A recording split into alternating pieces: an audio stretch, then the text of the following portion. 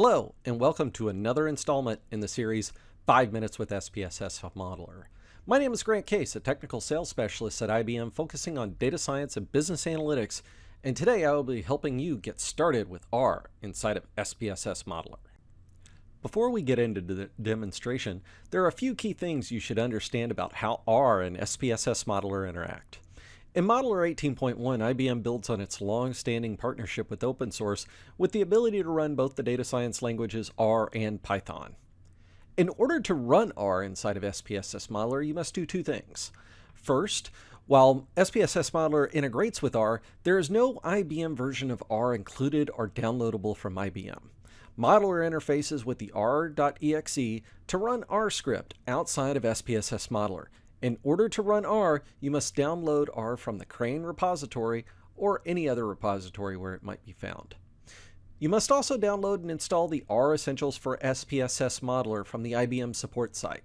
This installation allows Modeler to interface with the r.exe. Each version of SPSS Modeler officially supports a specific version of R. IBM benchmarks and targets a specific version of R at each Modeler release. However, you have the ability to install and point at separate versions of R by changing the R Essentials installation folder. Do note, if you point to a different version of R than the one that's officially supported, IBM support will only be able to use its best effort to support your installation in the event of a help desk ticket. So, unless otherwise absolutely necessary, it's best to stick to the officially supported release. SPSS Modeler is not a development environment for R code. As best practice, it's best to develop code in an external application such as RStudio or IBM's Data Science Experience and move your R code into the SPSS Modeler environment once developed. Due to differences in how both R and SPSS Modeler work with variables, metadata, and datasets, it's necessary for R and Modeler to interface through a few specific constructs created by Modeler. We will touch on these during this video. In addition to running R script directly in extension nodes, developers can create custom dialogues that run R script exposing specific R code in the easy, familiar visual UI of SPSS Modeler. And finally, since Modeler is executing R code in the R executable, any code that will run in R will run in SPSS Modeler. And with that, let's get to the demo. Before we get started in SPSS Modeler 18.1, it's good to understand some of the history of R and SPSS Modeler. From SPSS Modeler versions 16 to 18, the only code syntax that could be inserted directly into a stream was R code. Thus, from version 16 to 18, SPSS Modeler provided the R nodes, R transform, R syntax, R model, and R output. In version 18.1, IBM expanded the capabilities of SPSS Modeler to allow Python code to be added directly into the stream without having to create a custom node. In doing so, a new set of nodes were introduced, the extension nodes. In this demonstration, we'll focus our learning efforts on these. The first stream shown is simple: import a CSV and output to a table. However, we have added an extension transform between the source and output node to demonstrate how R and SPSS Modeler interact and some best practices for SPSS R development. When we open up an extension node, the first thing seen is the switch between R and Python script. We will leave it in R for this example. At the bottom of the screen, you have a few different switches that, based on your needs or errors received, can be changed, with the rest of the dialog devoted to the coding space. In the 3 lines of R code seen in the coding space, I have defined a variable, saved my environment out to an R data file, and printed "Hello World" to the console. When I execute this stream, I get the pop-up showing that I indeed did output a table, but let's see what happened inside the extension node and the R code we ran. To see what occurred, we go to the Console Output tab. Here, we see a copy of the script that was executed by SPSS Modeler on the r.exe file, and our output, "Hello World." However, there are a few additional lines of code there that were added prior to and after hours. These sections of code are added by SPSS Modeler automatically in order to interact with R. To see what's happening, let's take a look at it from the R perspective. As we open RStudio, it brings me to one of my favorite tips for developing R code with SPSS Modeler. When creating R scripts for use inside SPSS Modeler, whether that's inline code or development of custom nodes, use save.image to save in R workspace. Save.image creates a copy of the entire R environment, including any variables, and the SPSS Modeler dataset at that point in time. You may then begin moving the workspace back and forth between your preferred R environment and Modeler to help develop and troubleshoot your code.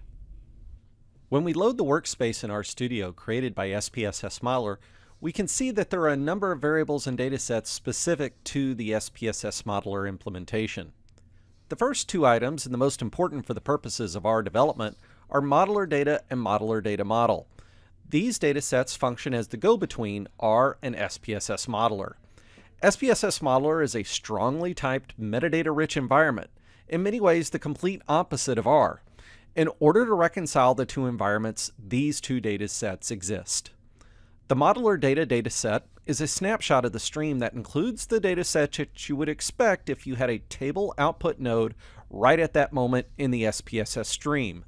The second, Modeler data model, is much trickier. Since R does not require metadata for its datasets, and Modeler does, Modeler data model holds the metadata that Modeler will need in order to continue the stream once the data is returned.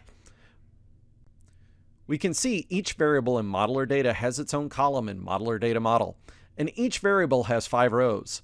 These variables and rows define each column in Modeler data. It is absolutely critical that when you are coding R for SPSS Modeler, that these two datasets remain in sync.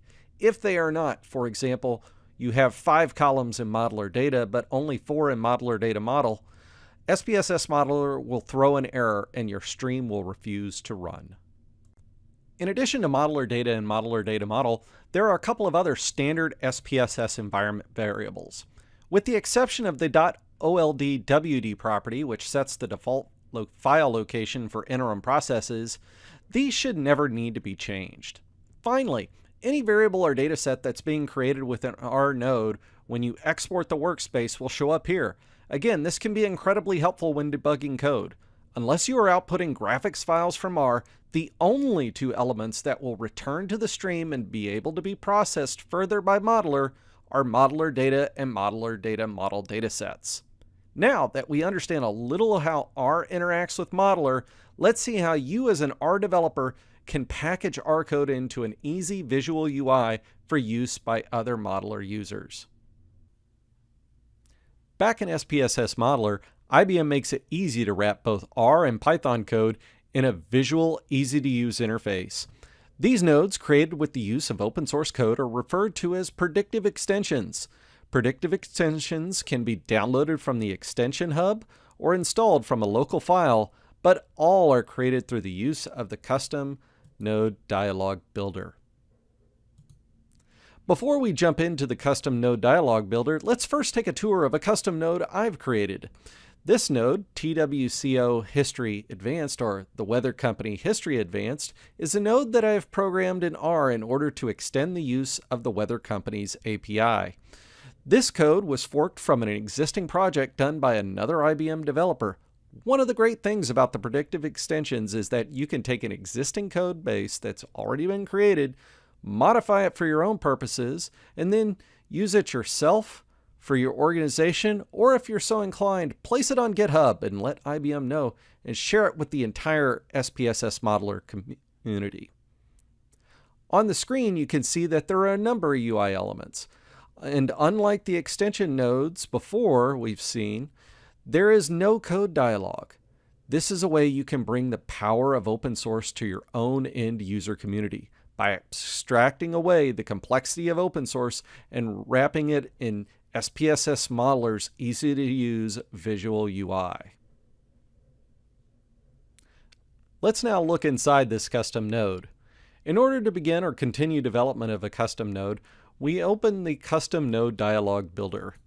When opened, I can begin creating my own node, or I can open an existing node that is on my computer, or I can open a node that has been already installed from the Predictive Extensions website.